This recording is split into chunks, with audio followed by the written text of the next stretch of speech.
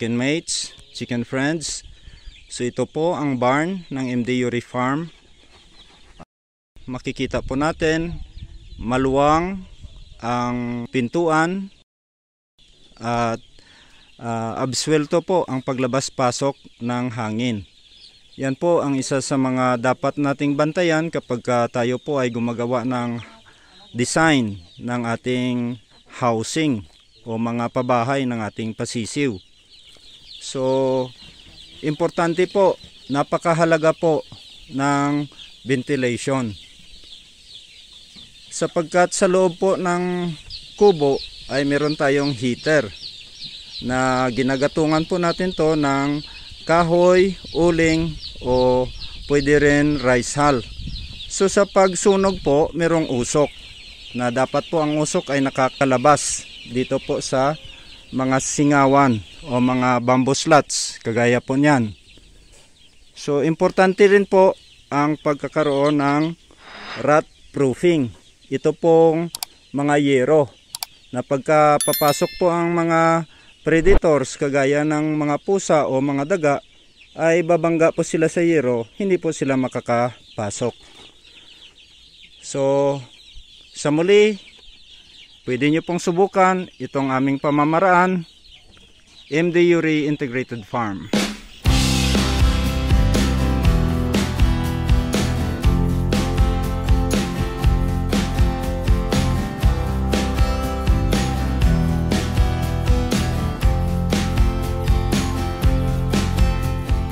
First batch of MD Uri Integrated Farm.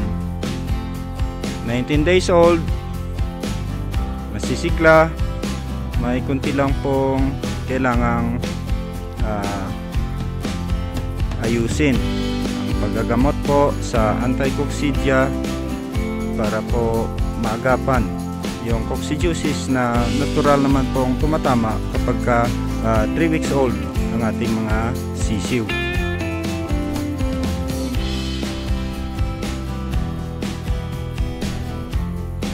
So nandoon po ang pangalawang barn, batch number 2.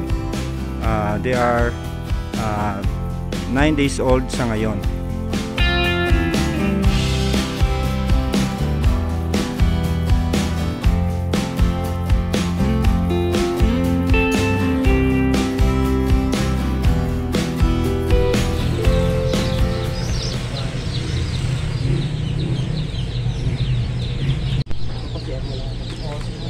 Good morning to. Nakamarking na niya to, no?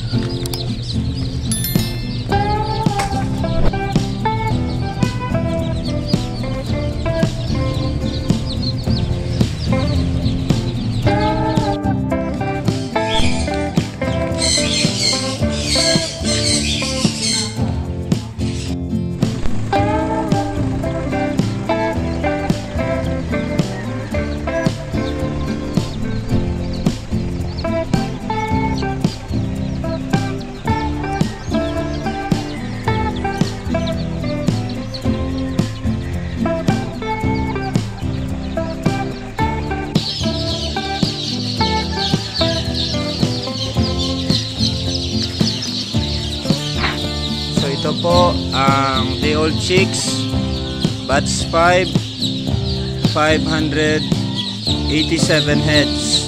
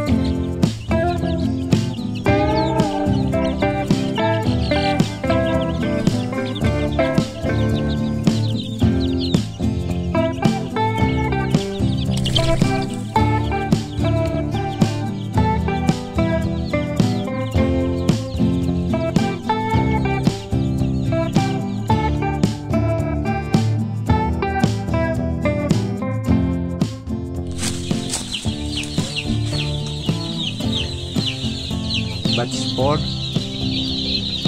200.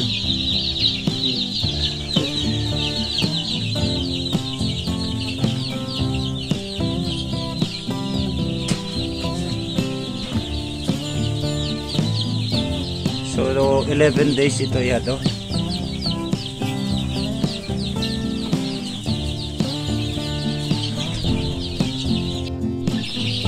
So 11 days old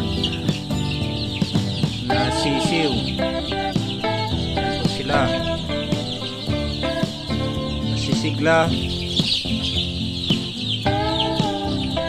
Yan po ang resulta kapag tayo po ay may heater. May saktong ventilasyon, singawan ng usok, singawan ng hangin, may tubigan, may feeders, tamang pangangalaga lang po.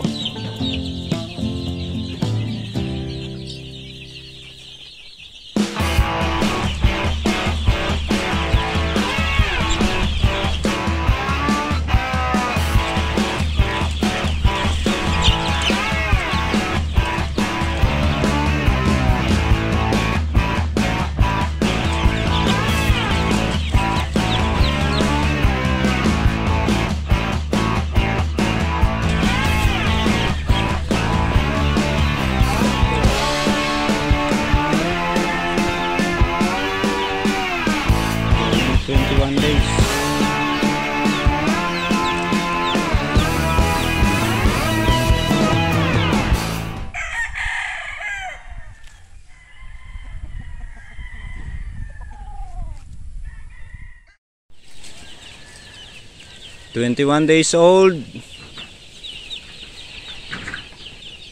nakagala po sa gilid ng bangin ang ating mga alagang sisiw.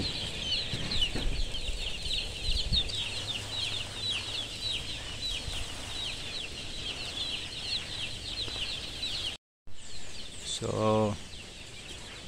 ang atin pong mga sisiw ay kumakahig, naglulublob sa lupa, sa buhangin, nagre-relax, nagpapasikat sa araw, gumagala, tumatakbo at lumilipad-lipad. Yan po ang early training dito sa bundok.